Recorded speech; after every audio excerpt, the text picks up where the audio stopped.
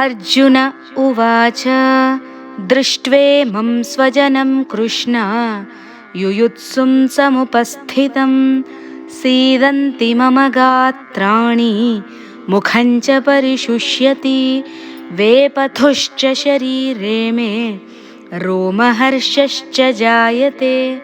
ఓ శ్రీకృష్ణ, ఇక్కడికి వచ్చిన వాళ్ళంతా నా సొంత మనుషులయ్యా, కానీ ఇక్కడికి యుద్ధం కోసం వచ్చారు. నా కాళ్ళు చేతులు వేలాడిపోతున్నాయి, నోరు ఎండిపోతుంది, శరీరంలో వణుకు పుడుతుంది, ఒళ్ళంతా గగుర్పాటు కలుగుతుంది.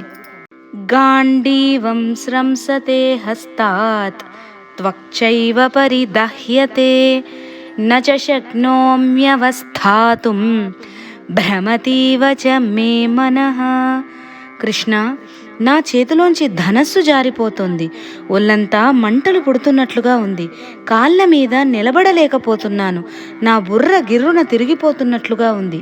ఈ విధంగా ఆప్త బంధువులను సంహరించవలసి వస్తుందే అన్న దుఃఖంతో కుమిలిపోతున్న అర్జునుడు తన భావాలని కృష్ణుడితో ఇంకా ఇలా చెప్తున్నాడు. తన చుట్టూ ఉన్న ప్రకృతిని ఒక్కసారి పరిశీలించి చూసి కృష్ణుడితో ఇలా అంటున్నాడు.